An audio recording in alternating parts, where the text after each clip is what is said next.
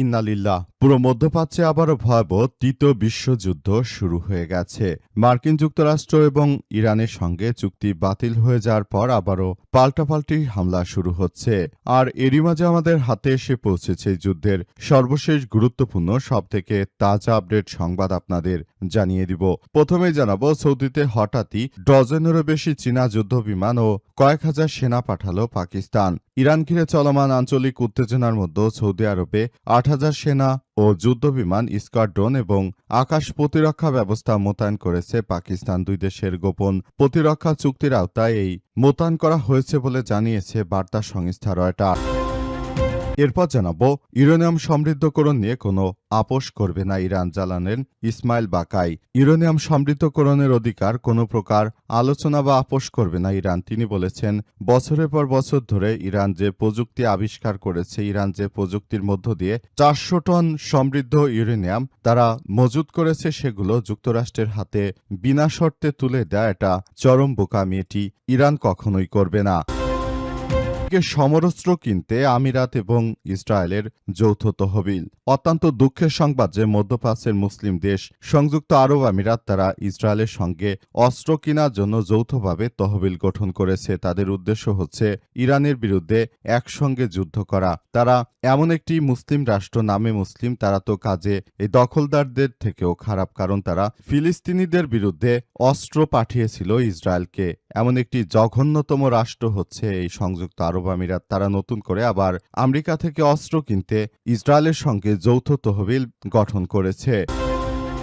এবারে জানাবো, গাজাগামী ত্রাণবহরে ইসরায়েলের হামলা, বহু আটক। সাইপ্রাসের পশ্চিমে আন্তর্জাতিক জলসীমায় গাজার উদ্দেশ্যে ত্রাণ বহনকারী অন্তত ১০টি জাহাজ আটক করেছে ইসরায়েলি বাহিনীতে যোগাযোগ বিচ্ছিন্ন ও বহু অ্যাক্টিভিস্ট আটক হওয়ার খবর পাওয়া গেছে। এছাড়াও আরও ২৩টি জাহাজের সঙ্গে যোগাযোগ বিচ্ছিন্ন হয়ে গেছে বলে জানিয়েছে বহরটির আয়োজকরা। জানা যাচ্ছে যে গাজায় এক মুঠো দানাও প্রবেশ করতে দেবে না দখলদারেরা, তাই তারা মূলত এই কাজগুলো করে বেড়াচ্ছে। এবং সর্বশেষ জানাবো, বিজয় সরণির কলমিলতা বাজারে আগুন নিয়ন্ত্রণে।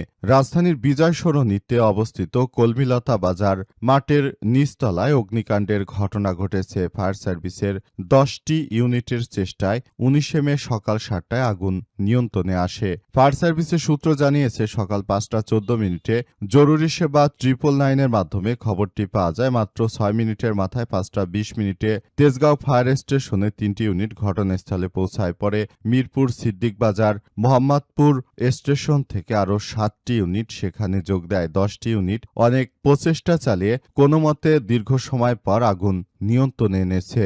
এ আগুনে ব্যাপক ক্ষয়ক্ষতি হয়েছে বলে এমন তথ্য জানা যাচ্ছে। প্রিয় দর্শক, এতক্ষণ শুনছিলেন সংবাদ শিরোনাম, এবারে বিস্তারিত। তবে তার আগে বন্ধুরা, অনুরোধ থাকবে এই সংবাদটিতে একটি লাইক দিন। এই চ্যানেলে আপনি নতুন হয়ে থাকলে আমাদের সংবাদটি দেখতে দেখতে চ্যানেলটি সাবস্ক্রাইব করে রাখুন। কমেন্ট করে বন্ধুরা আপনার মূল্যবান মতামত জানিয়ে দিন আপনি বিশ্বের কোন দেশ থেকে বা বাংলাদেশের কোন স্থান থেকে আমাদের সংবাদটি দেখছেন এবং শুনছেন। আর বন্ধুরা, এই সংবাদটি আপনার সোশ্যাল মিডিয়া ফেসবুকে শেয়ার করে বন্ধুদেরও দেখার সুযোগ করে দিন। গাজা যুদ্ধে আপনি যদি নিরীহ ফিলিস্তিনিদের ভালোবেসে থাকেন বন্ধুরা, কমেন্টে ইয়েস লিখে পুরো বিশ্বকে আমাদের এই তাজা আপডেট সংবাদটি দেখার সুযোগ করে দিন। এবারে বিস্তারিত। সৌদিতে হঠাৎ ডজনেরও বেশি চীনা যুদ্ধবিমান ও কয়েক হাজার সেনা পাঠালো পাকিস্তান।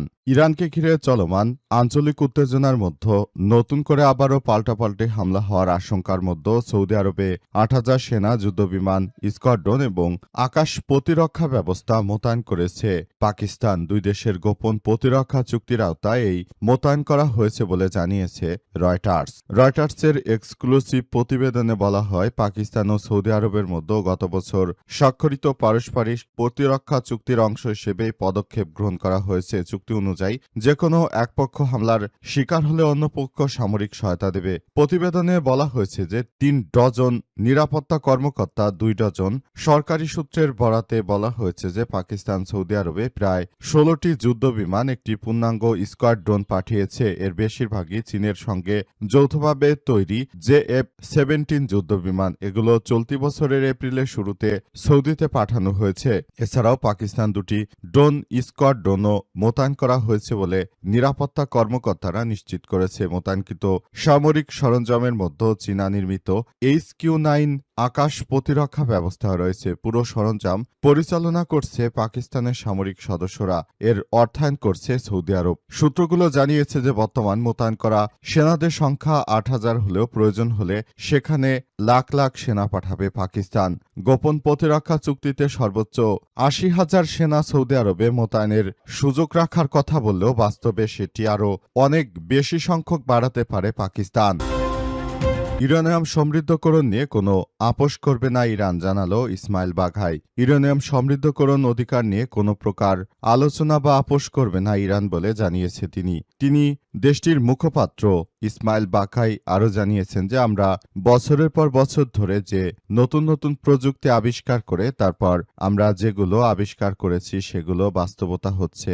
আমরা কখনোই এগুলো মার্কিন যুক্তরাষ্ট্র এবং দখলদার ইসরায়েলের অধীনে দেব না, কারণ এগুলো যদি দিয়েই দেয় তাহলে সেটি আমাদের জন্য অনেক ভয়াবহ কোনো বিষয় হয়ে দাঁড়াবে। তিনি আরও জানিয়েছেন যে আমরা পুরোপুরি এই প্রক্রিয়াগুলো এমনভাবে ত্বরান্বিত করতে চাই যাতে করে ভবিষ্যতে আর কখনো এই ধরনের কোনো সমস্যার সৃষ্টি না হয়। ভবিষ্যতের ইরান বিনির্মাণে আমরা বদ্ধপরিকর বলে জানিয়েছেন তিনি এও জানান যে পুরো পৃথিবীর বুকে ইরান এমন একটি সভ্যতা যেখানে তারা কখনোই দখলদার জায়নবাদীদের সঙ্গে আপোষ করেনি। তারা হচ্ছে এমন এক সভ্যতা ধারণ করে যেটা ইতিহাসের বুকে সবথেকে বড় সভ্যতা হিসেবে প্রতিষ্ঠিত হচ্ছে। এ সময় ইসমাইল বাকাই আরও জানিয়েছেন যে আমাদের রাষ্ট্র ব্যবস্থা এতটাই সুসংহত এবং এই রাষ্ট্র ব্যবস্থা এতটাই আমরা মার্জিত আকারে আমাদের রাষ্ট্র পরিচালনা করেছি, এ রাষ্ট্র কখনো কারো কাছে মাথা নত করেনি। ইরানি সাম্রাজ্যে রয়েছে ৪০০ বছরের সমৃদ্ধ ইতিহাস। তিনি আরও জানান বাংলাদেশ সহ সারা বহির্বিশ্বের কাছে ইরান এমন একটি আদর্শিক রাষ্ট্র যে রাষ্ট্রটি ইতিহাসে কখনোই তারা মাথা নত করেনি, আর মার্কিন যুক্তরাষ্ট্রের মতো সন্ত্রাসীর কাছে মাথা নত করা এটা তো প্রশ্নই আসে না। তারা যুদ্ধ চালিয়ে আমাদের সঙ্গে না পেরে এখন নানাভাবে অবৈধ চুক্তি চাপিয়ে দেওয়ার চেষ্টা করছে বলে জানিয়েছেন ইসমাইল বাকাই। তাই তিনি এই সন্ত্রাসীদের এইসব সন্ত্রাসী কর্মকাণ্ড বন্ধ করার আহ্বান জানিয়েছেন। সমরাস্ত্র কিনতে আমিরাত এবং ইসরায়েলের যৌথ তহবিল। চলমান ইরান যুদ্ধের প্রভাবে আরও কাছাকাছি এসেছে সংযুক্ত আরব আমিরাত ও ইসরায়েল। তারা যৌথভাবে একটি বিশেষ প্রতিরক্ষা তহবিল গঠন করেছে।